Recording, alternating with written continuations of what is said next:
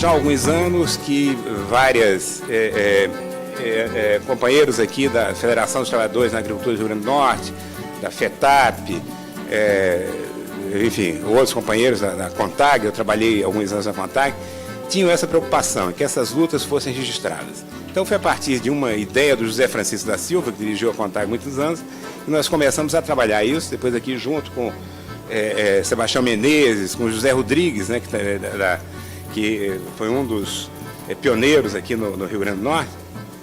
Começamos a ver como registrar essa memória, né? Surgiu então a ideia de se realizar eventos nos estados, reunindo lideranças ou assessores ou pessoas que apoiaram, instituições que apoiaram a luta ao longo desses anos. E, sobretudo, é importante lembrar que essa movimentação de trabalhadores não começou hoje nem ontem. Isso vem de muito tempo, isso envolveu o esforço, envolveu o sacrifício, envolveu vidas, né, de toda uma coletividade. E envolveu pessoas, instituições com ideias diferentes.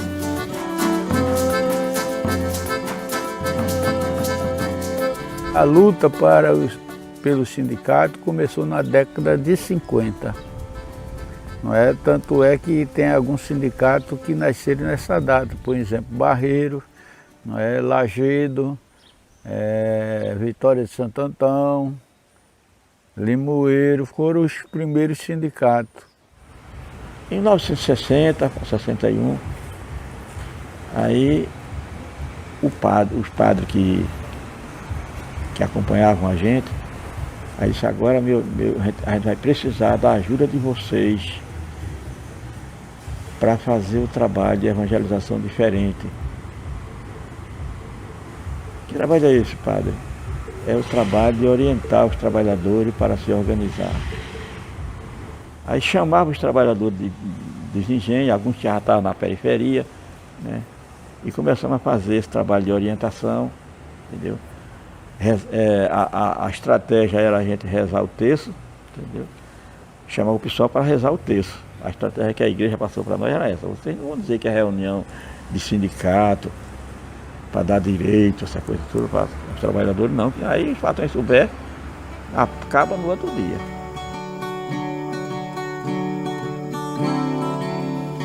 A organização do sindicalismo rural em apanha de algodão. Quando a gente chegava no roçado, o pessoal apanhando algodão, que a gente levava a ideia da organização, da sindicalização rural, isso era um impacto muito forte. Porque ele sabia que a primeira oposição, a primeira pessoa com quem iria contrapor era com o proprietário, era com o patrão dele, que ele conhecia. E até então também votava no candidato do patrão, a tempo da chapinha. Que o voto era tão secreto que o morador não sabia em quem votava. Pegava a chapinha pronta e botava na urna, sem saber que estava votando, em quem votar, porque era o candidato do patrão. Então tinha toda essa relação.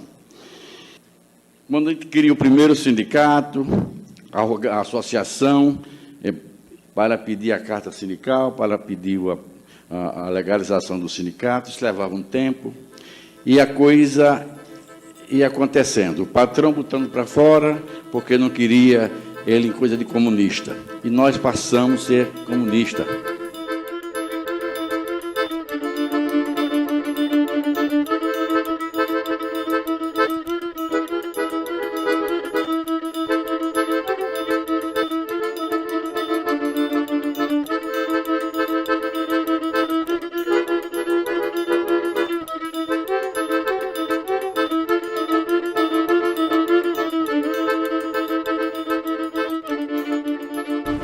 Aí a gente foi se animando, e a gente foi criando o sindicato. A própria igreja descobriu que tinha lei já existia lei que dava direito à sindicalização rural, mas ninguém nunca mostrou o sindicato de Barreira dessa época. Teve uma liderança lá combativa e fundaram o sindicato. Mas o sindicato sozinho não tinha condições de fazer nada, entendeu? E as ligas camponesas abafaram, porque elas tinham o espírito de luta do pessoal das ligas era muito forte. entendeu? E aí, muitos, Júlio Santana, Maria Celeste, Jeremia, que era dessa parte da Marta Norte aqui, eles conheciam muito João Pedro Teixeira, que é lá da Paraíba, um grande lutador.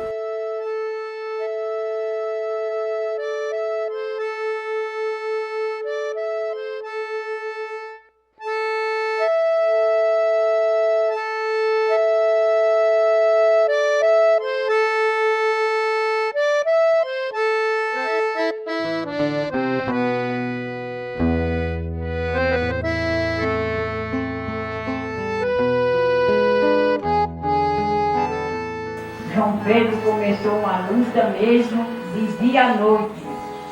Tinha momentos que ele chegava em casa, me abraçava, ficava abraçado comigo e dizia que iam tirar a vida dele. Que iam tirar. E nossos filhinhos ficavam tudo chorando em volta dele de mim. E se eu, quando tirasse a vida dele, se eu assumir o lugar dele na Liga Camponesa. No momento que eu vi ele assassinado, peguei na mão dele e disse: João Pedro, eu vou assumir a sua luta para o que der vier. E assumi a luta, a presidência da Liga Camponesa de Sapé. A última vez que chegamos a ver meu pai foi no dia 6 de setembro de 64. Nesse dia meu pai chorou. Minha mãe perguntou a ele: Pedro, quando é que você sai? Ele disse: eu não sei. Major Cordeiro quer que eu diga coisas que eu não sei. Então, assim como o companheiro Assis Lemos disse, que João Pedro disse: eu vou mofar aqui. Meu pai também acho que a partir dali achou que ia mofar ali. E quando eu vi o jornal também, eu não tive a menor dúvida, eu sabia que aquele homem era o meu pai. Pela composição física dele, pela composição física de João Alfredo, que eu também conheci João Alfredo, então eu não tive a menor dúvida. E nos cursos de meu pai tinha arame e farpado. Sempre fizeram ele passar por ladrão, porque o jornal dizia assim, tinha uma manchete: Esquadrão da Morte executa mais 2. Nunca conseguia falar com ele. Depois de quase 3 meses foi que eu consegui falar com ele. Aí com pouco tempo ele saiu, foi para casa. Com 15 dias ele foi preso de novo. No jornal, quando apareceu o jornal, eu conheci pelo jornal. Eu conheci pelo short que ele tinha de diversas cores, cheio de uma listrinha. E no jornal era preto e branco, mas o jornal, o meu irmão era bem escurinho. Na parte que era meu irmão, era uma parte mais escura. O seu Pedro Fazendeiro tinha uma perna mais curta do que a outra. Eu conheci pela perna do seu Pedro Fazendeiro, porque a perna era encolhida. Eu falei: esse é meu irmão. E até hoje eu não sei notícia do meu irmão. Tem que criar 5 sindicatos no mínimo logo, porque só pode criar uma federação se tiver 5 sindicatos. E quem vai coordenar isso no Estado, se não tiver uma federação? Aí eu perguntei ao padre: e já tem lei para isso? Ele disse: tem a lei aí. A lei 1607, é de 1907. Pensou em Caruaru, porque as ligas camponesas estavam avançando também para o Agreste. E a ideia da igreja era criar um sindicato, e naquela época a lei permitia base territorial em vários municípios. E a ideia da igreja era contrapor, né? Porque a Liga Camponesa dizia: ou na lei ou na marra. Aí na lei ou na marra metia medo, né? Metia medo. E a gente dizia: não era na lei ou na marra, era na lei. Vamos trabalhar na lei. Em 62. Aí disseram: vamos trabalhar para criar essa federação logo, porque sem a federação não tem como articular o Estado, não. A federação é que vai articular o Estado. Porque a federação articulando o Estado, ela fazia a coordenação das lutas, né? Aí foi criada a federação em 6 de junho. No dia da fundação da federação já tinha 5 sindicatos já com carta sindical, que era isso que eu falei, né? Era Barreiro, Vitória de Santo Antão, Caruaru, Lajedo e Limoeiro. Esses 5 sindicatos são a raiz da federação. Mas no dia, do dia 6 de junho, a gente já contava lá com a presença de 17 sindicatos. 6 criados oficialmente, né, e os outros que estavam em andamento já, os processos. Né. Foi em 62, foi quando foi criado a FETAP, Federação dos Trabalhadores na Agricultura do Estado de Pernambuco. A FETAP foi criada assim com o objetivo de representar, defender e coordenar os sindicatos rurais.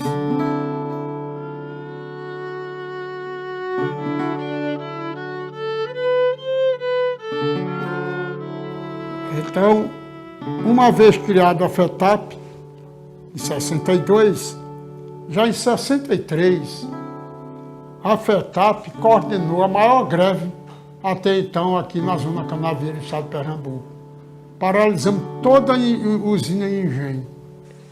Assim, isso é quando Miguel Arraes foi eleito, né, em 62, assumiu em 63, né, 63, foi quando surgiu o Estatuto do Trabalhador Rural, né, para cobrir os direitos da gente que não tinha até esse momento não existia. Então, trabalhamos 6 meses na diária, devagarzinho, para forçar o patrão sentar e fazer aquele acordo do campo. O acordo do campo foi que veio a tabela de tarefa, né, a tabela de tarefa que disciplinava o peso da cana, disciplinava assim a limpa do mato, disciplinava todo o trabalho do campo.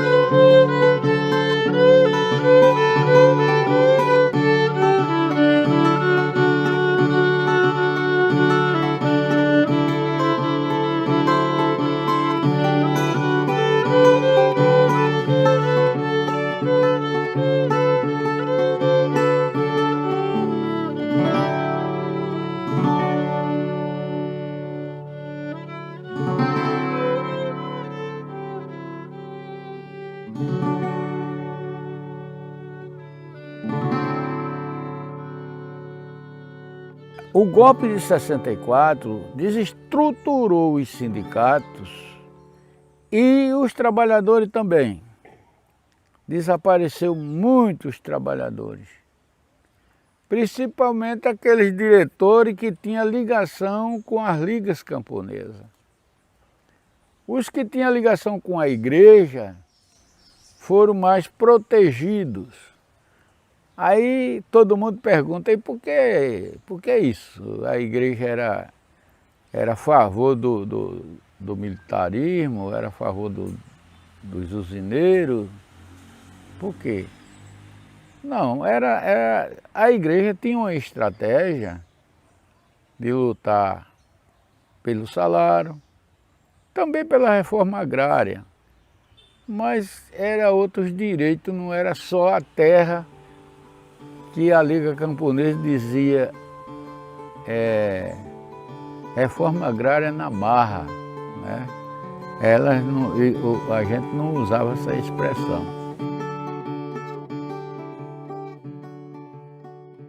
A FANER se associa à Rádio Jornal do Brasil para apresentar...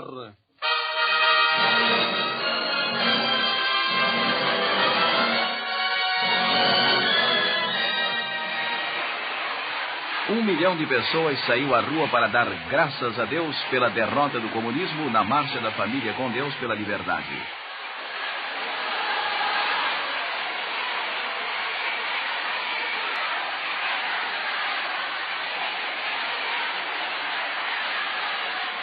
Meus amigos de Minas, meus patrícios, quero dizer-lhes que neste momento recebo confirmação da prisão em Pernambuco do governador Miguel Arraes.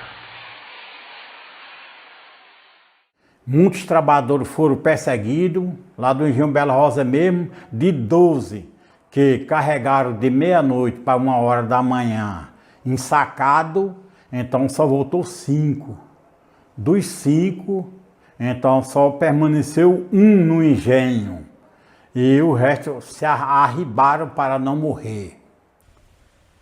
Os sindicatos ficaram intervidos, sem poder fazer nada, porque eles trouxeram gente do governo, do Ministério do Trabalho, sindicato que não tinha, gente que não tinha ligação com os trabalhadores. E assumiram os sindicatos da gente.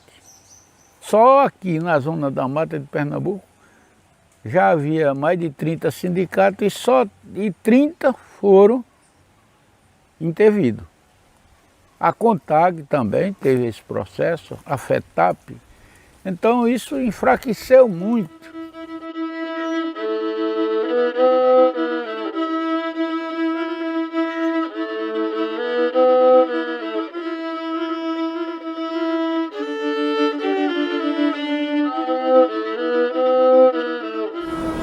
Não é que os outros estados não tiveram um papel importante de destaque, mas aqui no Nordeste começou de uma forma maior e primeiro até pelo estado de Pernambuco. Então Pernambuco foi um dos estados assim muito massacrado, um massacre foi muito violento. O fato é que aos pouquinhos foi se ganhando algum fôlego, algum espaço para continuar esse trabalho de reorganização do movimento sindical, de retomada dos sindicatos, né? E a legalização desses sindicatos, as eleições via trabalhador, né? Do sindicato, e afastando as intervenções. Isso demorou um tempo, não foi questão de um ano. Isso durou seguramente uns 3 anos, né? De 64 a 67. Seguramente uns 2 anos, né?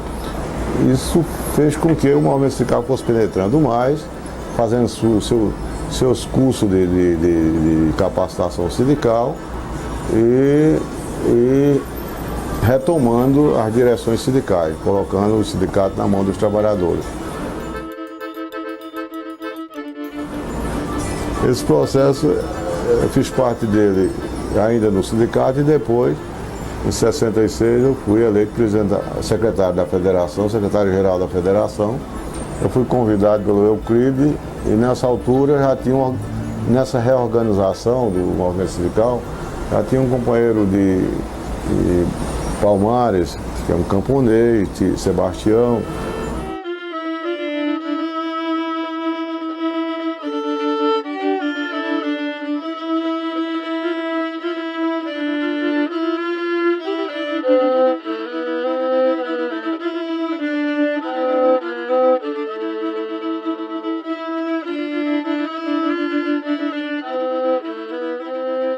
Foi quando surgiu a ideia de buscar o caminho da justiça do trabalho, de fazer a ação coletiva para a justiça, ação plurima que eu chamava. Em vez de ser olha, se é uma usina, um engenho da usina, que tem 70, 80 trabalhadores, a fazer uma petição cobrando 13º mês de um trabalhador só, não tem sentido. Aí reunia-se tantos trabalhadores, fazia-se um processo só, e isso funcionou direitinho.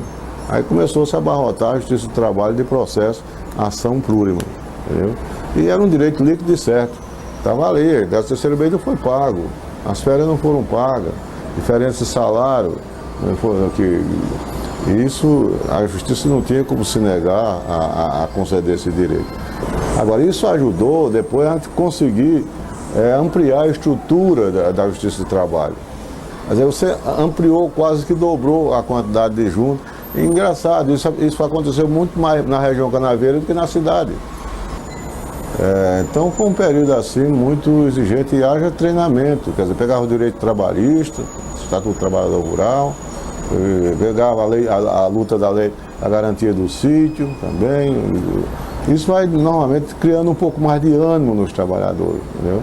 Na medida que a federação vai assumindo mais o seu papel de defesa, o seu papel de representação, o seu papel de orientação, e vai à imprensa, faz as denúncias, a diretoria assina, seu papel de coordenação dos sindicatos nas assembleias, seu papel de palestra, de animação nos cursos.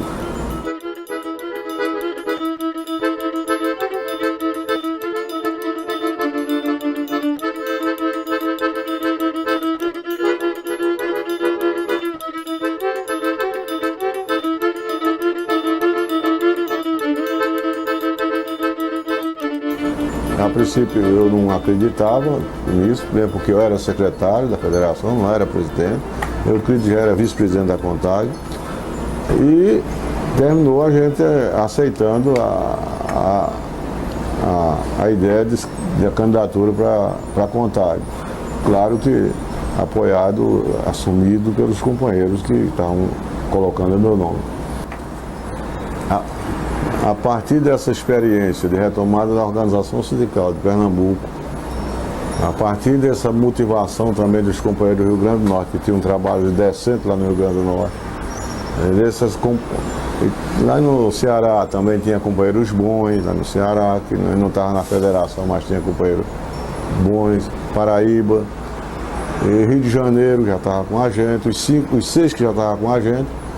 E a gente tentou ir integrando as outras federações, né? Em muitos lugares funcionava todos na mesma sede.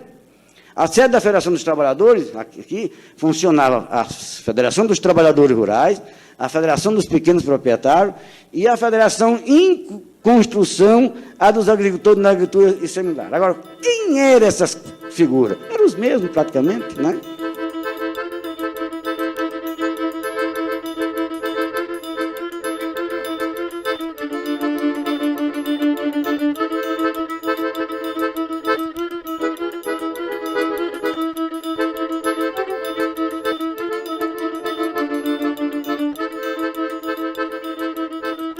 Tanto que o que valeu de verdade foi a similaridade. Quer dizer, você tem, o pequeno agricultor tem uma diferença, o assalariado tem uma, o meieiro tem uma, mas ele tem umas coisas em comum, que é a exploração do dono da terra e a falta de políticas públicas para atender aquele que era proprietário. Então, tem uma similaridade de condições de vida. E isso foi, a partir desse debate de 68, que foi o grande plano de integração, para garantir de que, mesmo tendo diferença, um briga por salário, o outro briga pela meia ou não pagar a meia, o outro briga por ter política agrícola, ter um crédito, mas ele tem uma similitude de condições de vida, que é a exploração do poder do Estado contra os mais humildes, e mantivemos até hoje, dentro do mesmo sindicato, não um sindicato único na expressão de uma coisa unitária sem sentido. Era unitária com um objetivo político muito claro, de ter força, aglutinação de força na luta estruturalista que mudar a estrutura agrária brasileira e, consequentemente, influenciar nas políticas econômicas. Infelizmente, não tivemos força suficiente, a ditadura foi muito mais forte. Ele convidou todo mundo para participar de um encontro, para traçar uma programação, e melhorando a ação sindical, reestruturando o movimento sindical. Tanto no município onde tinha federação, como também criar a delegacia da Contag, nos estados que não tinha ainda, para criar sindicato, como o caso de Minas, o caso de Santa Catarina, o caso de Goiás, e por aí vai. Esses outros estados todos que da região norte, que não tinha, e Piauí, Maranhão, Pará, que não tinha organização sindical, se partiu para tirar uma programação para estruturar o movimento sindical nesses estados. E Zé Francisco logo em seguida teve, ainda em 68, um encontro em Genebra, um encontro da OIT. E nesse encontro da OIT, teve uma audiência com o Papa, porque a Anunciatura Apostólica do Brasil foi procurada pelo movimento sindical, junto com outras forças, né, da igreja, alguns bispos, e que facilitaram essa audiência da CONTAG com o Papa. As fotos estão ali para a gente ver, né? E Zé levou um documento contando todo o drama que os trabalhadores estavam sofrendo aqui, as violências que a classe trabalhadora do campo estava sofrendo no Brasil e como é que a CONTAG estava trabalhando e quais eram as bandeiras de luta da CONTAG.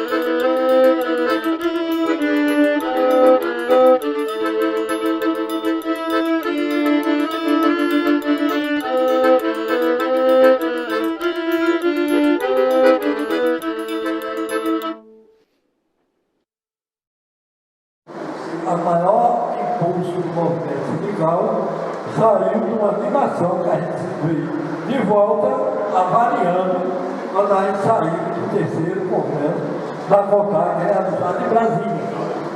Nós fizemos no ônibus da Israel, da Zé Paulo, da Beija-Flor, da Zé Rodrigues, que a gente veio no ônibus fazendo uma avaliação e fazendo uma programação para o trabalho, para aumentar a reclamação trabalhista e os sindicatos também trabalharem, mas em conjunto, um reforçando a luta dos outros.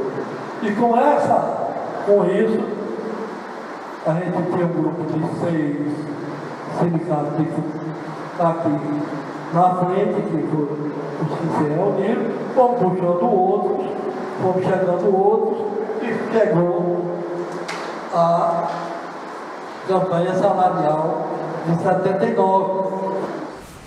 Revoltado com o que estava sofrendo os sindicatos, né? Com tudo que estava acontecendo na Zona da Mata, os trabalhadores falavam no direito de fazer greve de novo, voltar a fazer greve e tal. Mas como fazer greve de novo? Como a gente vai fazer greve de novo? Porque aí os patrões vão em cima e a gente não vai ter condições. Tem que ter um instrumento que legalize isso. Aí os advogados da FETAP descobriram que foi outra estratégia também do golpe militar, criar a lei de greve. A lei 4330, ela mandava que o sindicato, ou seja, a entidade que fosse fazer greve, teria que botar um edital 8 dias antes para avisar os trabalhadores e os patrões num grande jornal de circulação. E a gente fez. Quando a gente fez isso, o delegado do trabalho era Romildo Leite. No outro dia saiu na página do jornal que ia chamar os 2 sindicatos para serem punidos porque estavam incentivando os trabalhadores a fazer greve sem lei, sem permissão da Delegacia do Trabalho. Então, os 2 sindicatos, partindo na frente, fizeram a assembleia. E aí já queria negociar, mas os patrões não queriam negociar. Achavam que a gente não parava. Aí o Agapto, que era o mais afoito da turma, disse: Romeuzinho, São Lourenço da Mata, amanhã está tudo parado, porque estão esperando a gente lá no sindicato e aí você vai também, a gente vai para lá. E amanhã tem greve em São Lourenço da Mata. Aí olharam para mim: e tu, Beija-Flor? E o meu sindicato mais devagar, poucos meses na presidência, sem a luta dos companheiros da minha diretoria, mas eu ainda tinha quase 3.000 trabalhadores lá na porta do sindicato esperando essa decisão. E a gente, depois que saiu de São Lourenço, a gente foi para Pau d'Alho e a decisão foi essa também. E aí, no outro dia, estava tudo parado. Estava tudo parado e os patrões doidos, querendo matar todo mundo, capanga armado. Eu nunca vi tanto revólver, tanta espingarda 12, tanto rifle nas entradas das cidades. A gente não podia, nas entradas dos canaviais, a gente não podia fazer um piquete. Houve tiroteio lá em São Lourenço da Mata, foi bala para todo canto. Que essa violência só veio parar mais um pouco quando a gente fez uma denúncia e tiramos açúcar com gosto de sangue. Esse documento revelava as grandes violências que acontecia na zona canavieira de Pernambuco. E aí, quando vai chegando os trabalhadores, começou também a chegar a polícia, que era ali na frente do sindicato, bem perto lá. Começou a chegar a polícia e foram para o sindicato, cada uma com um cacete desse tamanho, cercaram a frente do sindicato, essa greve de 74, 79. Cercaram a frente do sindicato todinha. Eu que estava mais alto, botei um birô na rua, para fazer a assembleia na rua, conforme a gente fez o edital. O voto, como é que foi o voto? Sim ou não, né? Dizia sim ou não. O trabalhador ia para a cabine com a senha, sim ou não, quer a greve ou não quer. A senha verde era sim, e a senha amarela era não. Botava dentro do envelope, botava na urna. Entendeu? Aí era contado os votos na urna. Se a maioria fosse sim, estava aceitando a greve. Se a maioria fosse não, não aceitava a greve. Então a maioria aceitou a greve, botando sim. Com 7 dias de greve, a gente teve a vitória dos trabalhadores. E a vitória dos trabalhadores a gente comemorou com muita carne, cachaça e forró. Foi a primeira greve depois do golpe de 64,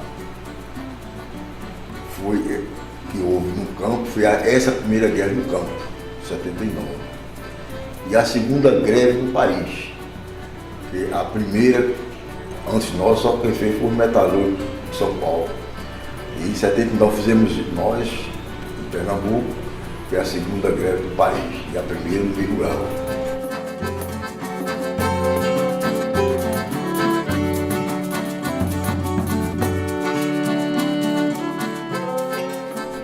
A partir de 79, na verdade, antes a violência existia, mas não aparecia. E a partir das negociações coletivas, dessa greve 79, conseguimos naquela época um reajuste de salário de 53% em cima do salário mínimo, que era o salário que o pessoal recebia, salário mínimo, assalariado no setor brasileiro. A gente teve um reajuste de 53% e uma regulamentação da tabela de tarefa, tabela de promoção. Para manter sua família. Essa discussão é importante. Vamos, companheiros, vamos lutar. A vitória é nossa, vamos conquistar. Vamos, companheiros, vamos lutar. A vitória é nossa, vamos conquistar. Dê a mão ao seu companheiro. Vamos juntos a lutar, abraçar. Como prova de amor verdadeiro. Defender os direitos sem parar. Vamos, companheiros, vamos lutar. A vitória é nossa. A classe trabalhadora realmente ficou bastante, não digo, bastante revoltada, podemos assim dizer, com essa atitude patronal demonstrada na manhã de hoje. entende os trabalhadores que a sua reivindicação independe do atendimento dos patrões, dos seus pleitos ao governo. Os trabalhadores entendem que ele trabalha para a classe empresarial. E essa classe empresarial é quem tem que atender a sua reivindicação. Não depende dos seus pleitos conseguidos pelo governo. A decisão dos trabalhadores, dos dirigentes sindicais aqui presentes, é voltar a seus municípios, reunir os comandos de greve em cada município e informar para eles o que está acontecendo e manter a base mobilizada para a deflagração da greve se não se chegar a uma convenção. Para que, se os patrões não venham atender a reivindicação aprovada pelos trabalhadores, como já disse, que são as suas conquistas, então os companheiros terão de dar a sua resposta em massa. E essa resposta em massa será realmente parando, fazendo greve. Vou ler aqui os direitos dos grevistas, para vocês ficarem sabendo muito bem como é que vocês estão fazendo greve. Porque se chegar aqui, pesquisa de usina, pesquisa de exército, pesquisa de polícia, pesquisa de aeronáutica, porque o ano passado até um aviador, né, o capitão da aviação veio pesquisar a greve do campo, seja quem for, se chegar aqui você diz, coronel, doutor, por que a gente está fazendo greve? Primeiro, para que o patrão assine esse direito da gente aqui, aumento de salário, preço marcado e justo na cana solta, aí vai acabar com o roubo da cana solta. Você pode dizer que eles estavam roubando a cana solta? Posso. Por quê? A gente estava tirando, era 5 toneladas e 4 toneladas para poder ganhar o salário. Não é roubo não, doutor? Já pensou? Também o advogado nosso, doutor Romeu, e ao lado dele, José Francisco da CONTAG e José Rodrigues da FETAP. O juiz chamou também todos os representantes dos 45 sindicatos da Zona da Mata. Como está é que não pode ficar. Não se pode deixar o trabalhador de campo dialogar diretamente com o senhor de engenho ou o senhor da usina, porque ele leva uma desvantagem muito grande. Então, nesse caso, está pelo menos partindo para uma solução. Pode não ser no momento a ideal, mas é um ponto de referência para futuras negociações. E por isso eu difiro. Acompanhe.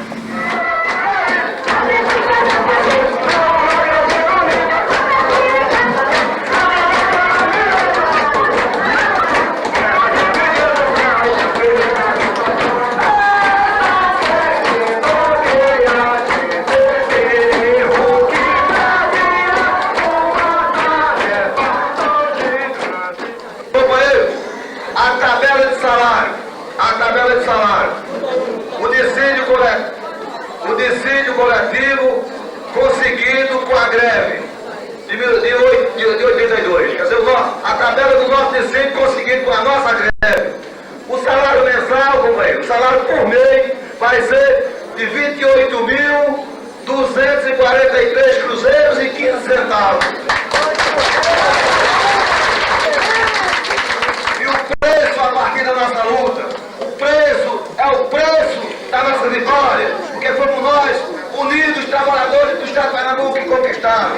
Cana solta queimada por tonelada, de 5 a 8 quilos. Quando se pesa aquela braça, né? Pesa-se uma braça e só multiplica a esteira toda, não é isso? No caso da cana solta, de 5 a 8 quilos.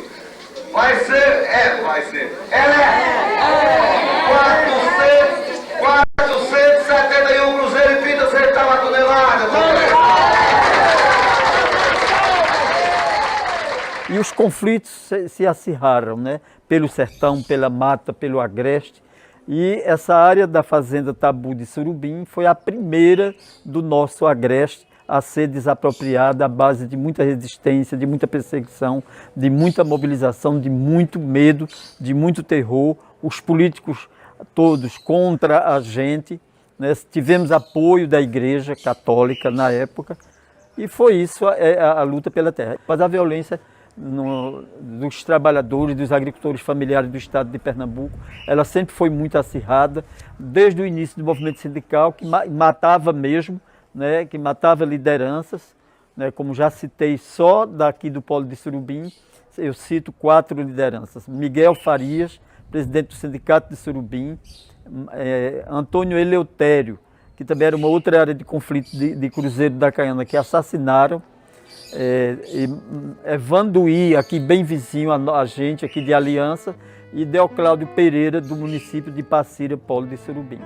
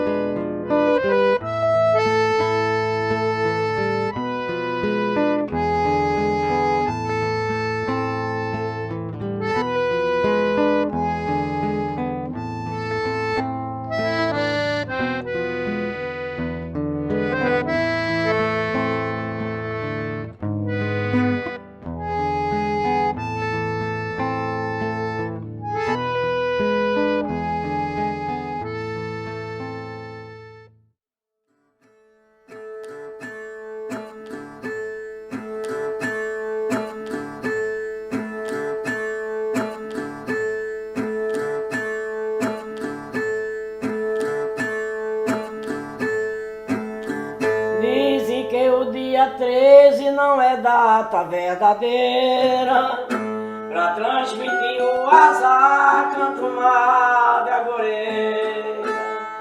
Mas pra Margarida Alves o azar foi sexta-feira.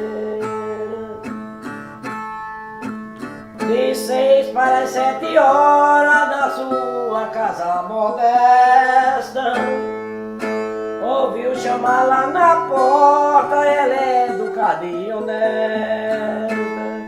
Foi atender o bandido que deu-lhe um tiro na testa.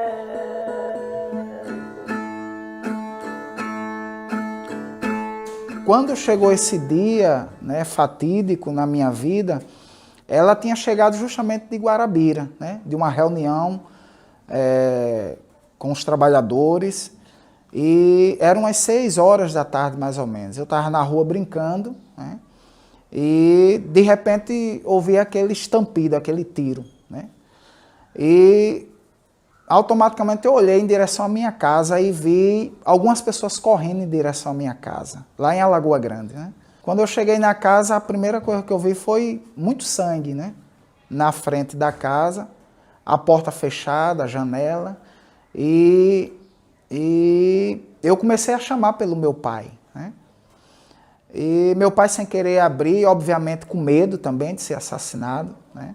A pressão foi muito grande, mas ele abriu a janela e quando eu pulei da janela dentro de casa, eu já pulei em cima do corpo da minha mãe, acredito, né, que já sem vida, né?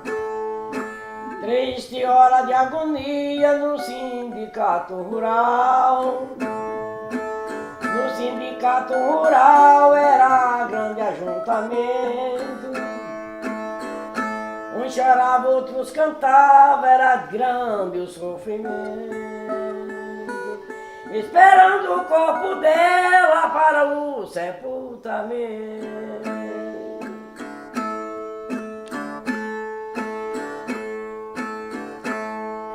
A missa de 7º dia do brejo foi a mais bela.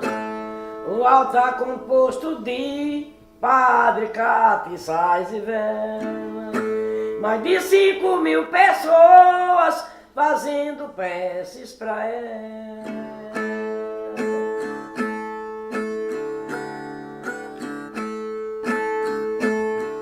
A situação aqui não é boa não. Não é boa porque o trabalhador rural, além de não ganhar salário, também não tem terra, porque a terra que sobra para o trabalhador rural é lá no morro, onde o boi tem preguiça de ir, entendeu? O sindicato bom é um sindicato que faz o quê? É aquele que defende os direitos dos trabalhadores, aquele que orienta o trabalhador, aquele que diz o trabalhador o direito que ele tem, a legislação agrária, a legislação trabalhista, são esses sindicatos autênticos, entendeu? Que leva os problemas à justiça, que não está assim amedrontado com ameaças, Porque pelo menos nós aqui em Lagoa Grande já temos recebido ameaça. Ainda ontem recebi ameaça de botar o carro por cima de mim. Quer dizer, tudo isso são coisas que pressionam a gente. Mas a gente vai levando até quando Deus quiser e os trabalhadores, certo? E depois da morte da Margarida, a gente viu a necessidade de trabalhar a mulher. De trazer a mulher para o sindicato, trazer a mulher para a luta, porque a mulher era completamente escravizada. Tanto escravizada, oprimida dentro da sua própria casa, pelo marido, pelos filhos, era escrava do lar, e na propriedade também pelos patrões, pelos feitores. Uma vida infeliz, sem nenhum direito. Com relação às mulheres, elas vieram se intensificar mais depois que o sindicato começou a ter a participação de Solidade, de Mãe, de outras mulheres que começaram a fazer parte do sindicato nas comunidades. Em vários sindicatos, né, foi luta para as mulheres se associar, tem que ser com muita briga, com ação na justiça. Teve companheiras de levar 6 meses para poder se associar. Há uma grande resistência dos homens de associarem as mulheres no sindicato. Aí começou a se organizar aqui na Paraíba o movimento das mulheres trabalhadoras rurais. Aí o que a gente lembra bem aqui eram os grandes atos, né? Tanto no dia 12 de agosto, como no 8 de março. Aqui na região tinha grandes atos de mulheres. Então, quando não era aqui em Alagoa Grande, a gente se deslocava para outros municípios. Também tinha os cursos de formação, os programas de alfabetização com as mulheres. O legado da Penha. O legado da Penha foi a luta para trazer a mulher para o sindicato, a mulher para o conhecimento dos direitos dela, a mulher para a valorização dela própria. Porque a Penha dizia, muitas dessas mulheres, abre os olhos, porque tu tens um companheiro, ele é teu companheiro, não é teu dono, não. Os grupos de mulheres começaram no Sertão Central, né? Antes de eu vir para a coordenação do Agreste e a companheira Lurdinha vir para a coordenação do Sertão, e aí a Luciene para a coordenação aqui da região da Mata, a gente tivemos o primeiro trabalho que foi feito com mulheres, né, que foi isso lá na década de 87, mais ou menos, que foi a Vanete, que começou a organizar grupo de mulheres, quando elas estavam lutando para que elas tivessem direito a se alistar nas frentes de emergência. Tinha um padre que apoiava a luta e por conta desse padre é que as mulheres começaram a frequentar essa missa, o 1º de maio, que era terço. Porque a gente foi tendo uma consciência política, né, do nosso papel. Essa greve, eu acho que ela ainda hoje continua na vida da gente, né? Porque a greve de 79, a greve dos trabalhadores, trabalhadoras rurais canavieiras, elas foi uma greve tão forte, tão firme, tão coordenada, tão, como é que se diz, com a semente bem plantada, né, que muitas reivindicações delas ainda hoje está vigorando. Aí eu vou dar um exemplo dos trabalhos da luta das mulheres, que as mulheres naquela época participavam das assembleias, temos fotos com muita participação da mulher, mas as mulheres, mesmo sendo fichada como homem, mas ela recebia o salário menor do que os homens.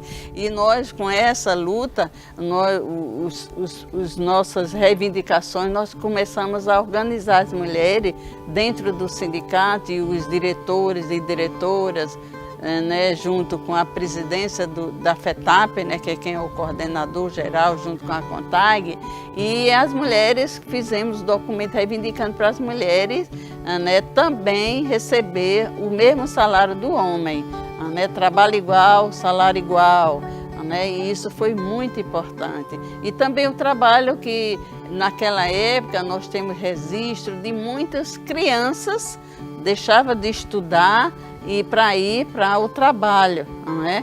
E ela foi uma das reivindicações que juntou o trabalho de mulheres junto com o trabalho, vendo a situação de muitas crianças, o analfabetismo na Zona da Mata é muito grande e nós começamos a colocar isso também na pauta.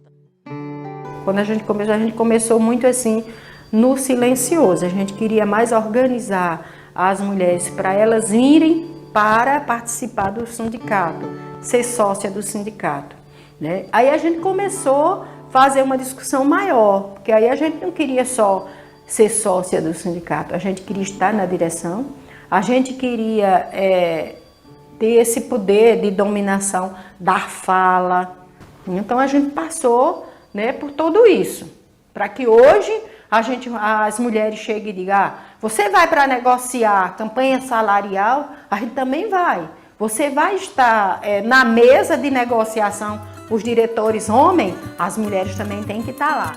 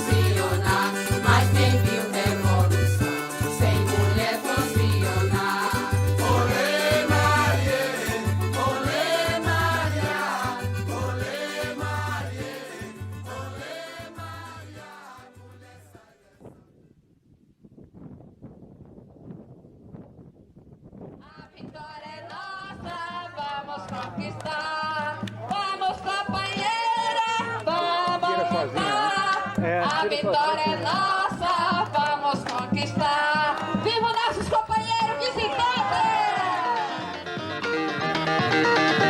Com 15 engenhos, a usina Catende tem uma produção que atinge por safra 1 milhão de sacas de açúcar. Possui 800 trabalhadores nas fábricas e 3.500 nos campos. Catende se transformou durante o tempo que existiu na maior experiência autogestionária do Brasil e possivelmente da América Latina. E uma usina, quando ela entra em falência, ela é dura quando ela tem saúde econômica, ela é supressora de direitos quando ela é poderosa e ela também afeta muito os direitos quando ela está desmoronando, porque ela não termina de uma vez. Ela começa a precarizar trabalho, não pagar FGTS, INSS, atrasar salário por meses.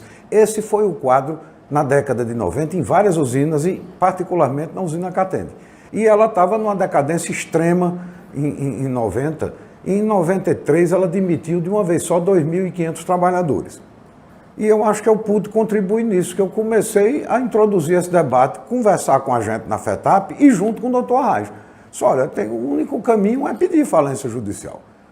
Porque existe na lei de falência uma previsão de que o negócio continue sob a gestão de um síndico, um administrador judicial.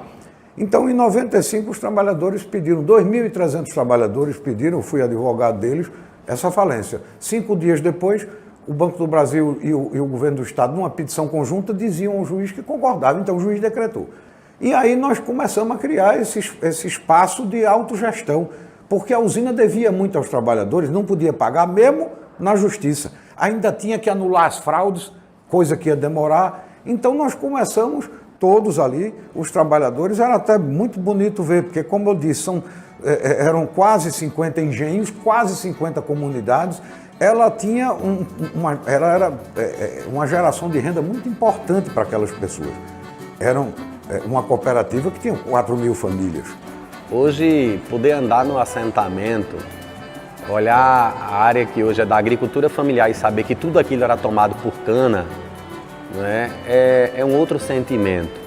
A usina faliu, a usina fechou e não apresentou proposta para os trabalhadores.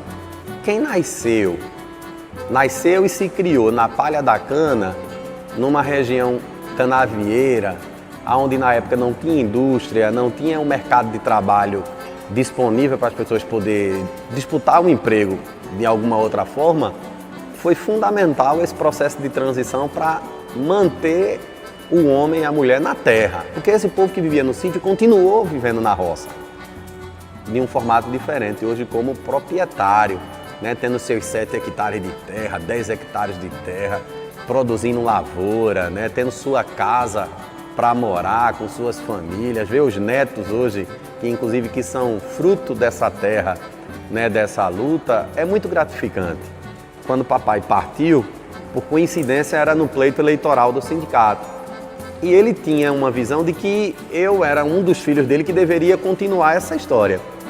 Então, ele não conseguiu ver esse pensamento, porque ele faleceu em julho, a eleição era em setembro, e assim foi. Em setembro se deu o processo eleitoral, eu me elegi presidente do sindicato, eu fui o primeiro presidente eleito após a morte de Agapto, muito jovem, foi em 2004.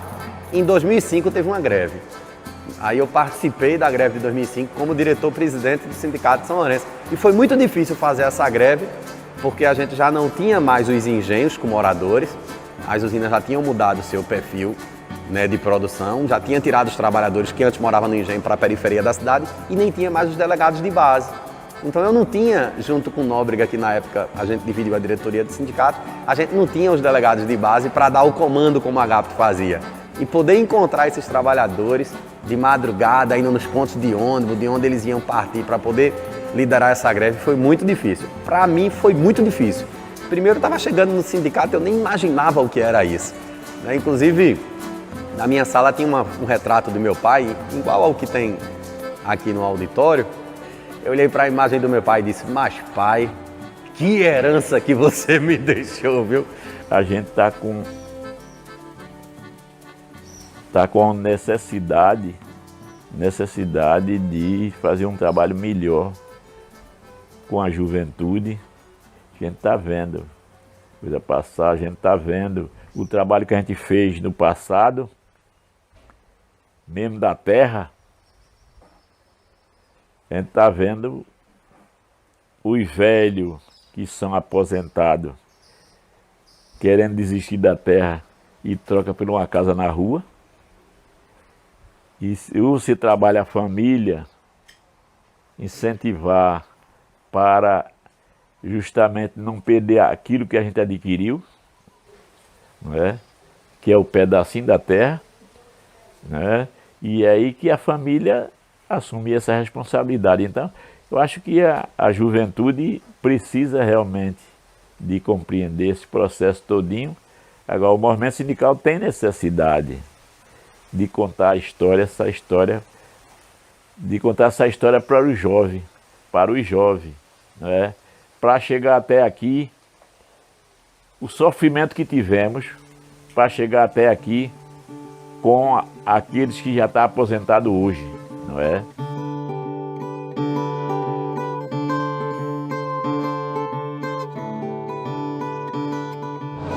E esse é um congresso, inclusive, que a gente pode notar, inclusive pelas imagens, pelas fotos, o quanto que ele está representativo em termos de participação dos homens, das mulheres e inclusive da juventude rural. Então a gente vem nesse processo militando com a juventude, mas não só levantando a bandeira da juventude, também estamos envolvidos, né, com a reforma agrária, com o fortalecimento da agricultura familiar, com o acesso às políticas como um todo. Sou lá do Polo Petrolina, eleita pela primeira vez na FETAP, né? Estou no meu primeiro mandato e reiniciando o segundo mandato na diretoria de política agrária, a primeira mulher diretora de política agrária da FETAP em 56 anos, né? Então esse congresso ele é muito simbólico para a gente, porque eleger Cícera, como presidente da FETAP, não é apenas garantir o mandato de Cícera, mas é garantir um mandato, é garantir a ascensão de nós, mulheres trabalhadoras rurais, também nesse cargo de decisão política. O que conta dentro do nosso caderno é a parceria com os assalariados rurais de continuar, porque eles precisam, que estão nascendo uma categoria agora, precisa da gente e a gente deles. Outra seria na questão do fortalecimento da agricultura familiar, de geração de renda, de organização da produção nas 3 regiões. Outra diretriz é também estar fazendo com que as mulheres, jovens e a terceira idade façam muito mais parte da rotina dos sindicatos, da base dos sindicatos, para que os sindicatos não morram e vivam a cada dia mais daqui para frente, porque o campo, ele precisa ter gente trabalhando e precisa ter alimentação. E Pernambuco hoje, mais de 60%, 70% arroz, feijão e milho vem da agricultura familiar, e são dados do IBGE, e é fundamental que a agricultura permaneça. Então, o caderno de tese nosso também tem essa linha, nessa perspectiva de organizar as produções da agricultura familiar.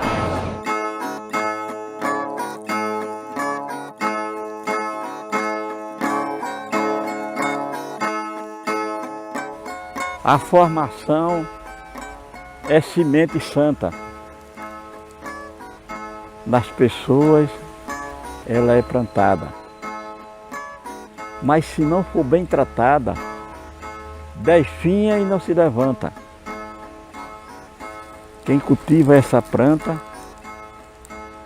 tira fruto permanente. Se queimar esta semente, mata a organização. O futuro está nas mãos do que está nas mãos da gente.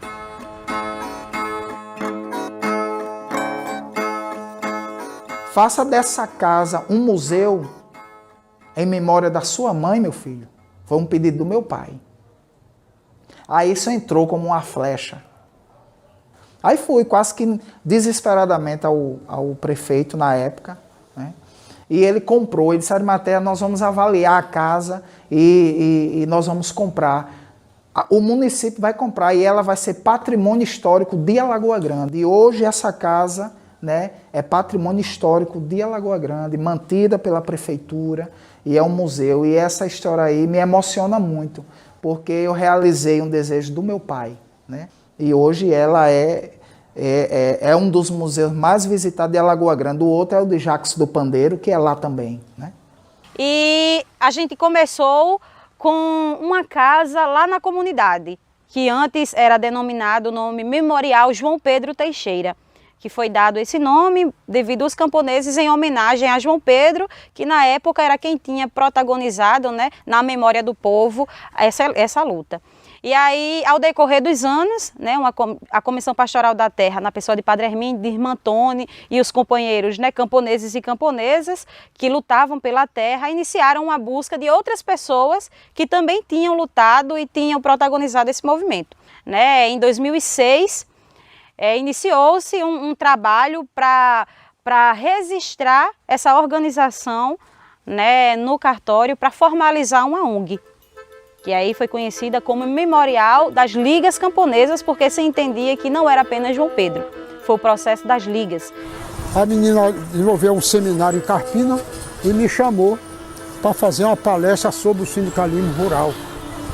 Então aquela turma jovem, parceiro da terra, que estão em lote de terra por aí, quando eu cheguei, coloquei, fiz uma exposição do que foi o sindicato, como começou, por que começou, que mostrei a luta como foram. Se à noite eles não dormiram lá no dormitório, era tudo conversando, eu não sabia de um negócio desse, como é que acontece? A gente não sabia disso, e a turma, rapaz, a gente tem que se organizar, disse, ainda hoje falam lá. Porque tem essa geração nova hoje, está pensando que o sindicato começou agora, está vindo agora. Não sabe um passado, que houve um passado de luta que vem de longas datas, que muitos companheiros tombaram no campo e a terra empapou o sangue de muitos camponeses e de assessores por aí afora, para a gente chegar ter o que se tem hoje.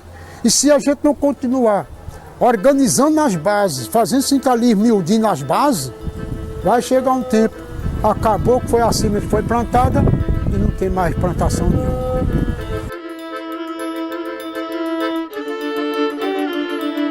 E esse material, então, vai ser cópia desse material seria dado às várias instituições organizadoras, às entidades de trabalhadores, e seria depositado em arquivos, né, arquivos confiáveis, enfim, a vários no Brasil e no exterior, para que pudesse servir amanhã a estudiosos, a interessados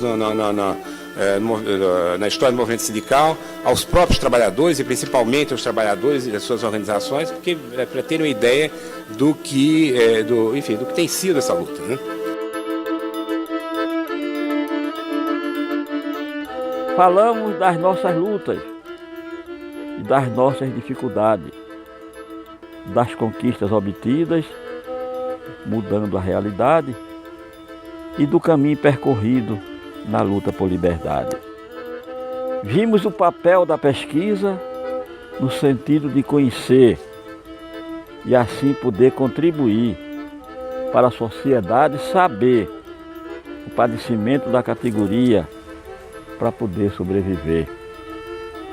Quem pesquisou o passado viu a dureza do opressor, a nossa luta por liberdade, o padecer do morador, as conquistas obtidas com sangue do trabalhador. A FETAP criou a academia para resgatar essa história, conhecer as dificuldades enfrentadas na trajetória. Isso tudo e muito mais está gravado na memória.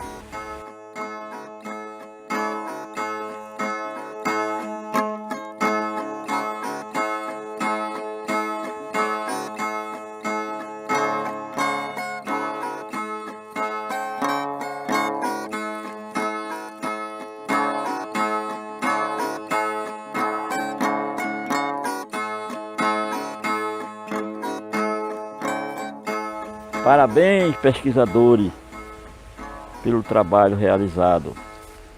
Queremos ver de perto o que foi pesquisado. Abraço da Academia Sindical e o nosso muito obrigado.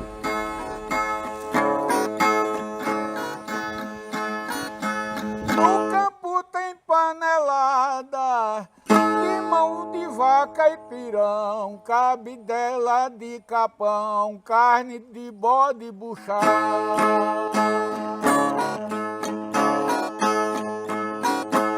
Mocotó e feijoada, tudo tem pra se comer, e a sobra é pra vender lá no barzinho de seu Zé. O campo ainda é um lugar bom de viver.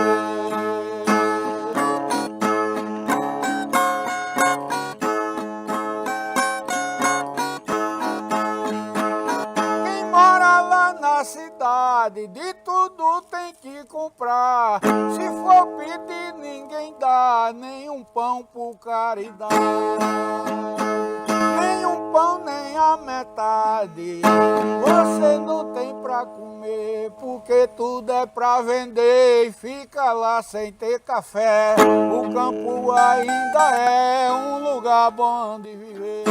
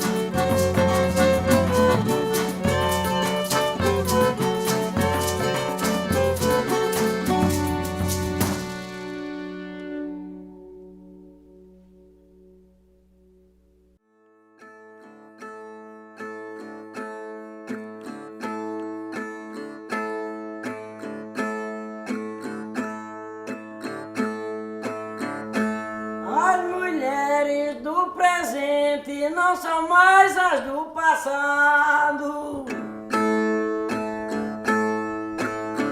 Hoje a mulher vai pra luta.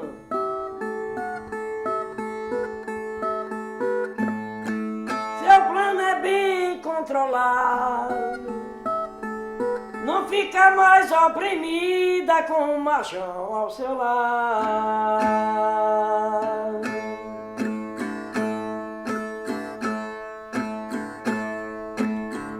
A mulher vai pra roçado, pra o comércio ou pra feira.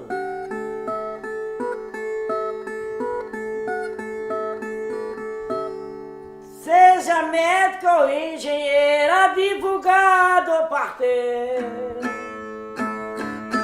que a mulher tem direito de ser feliz na carreira.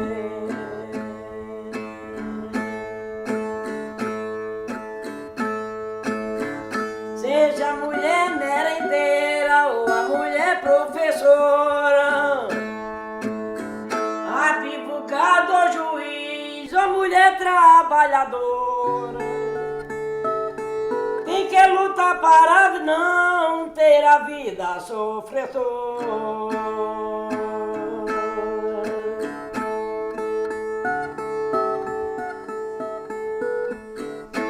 Eu sou uma sonhadora, quero viver bem feliz. Sou mais uma Margarida das muitas deste país. Quero lutar toda hora, lutando e pedindo bis.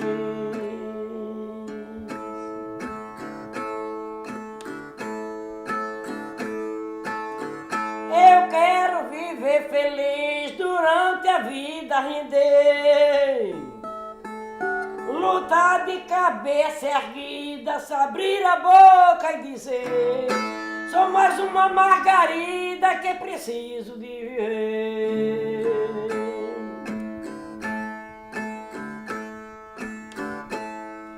Na vida não vou temer, nem vou viver assombrada. Sou Margarida, sou penha, sou Rita e anunciada. Sou uma das muitas fortes mulheres da minha estrada.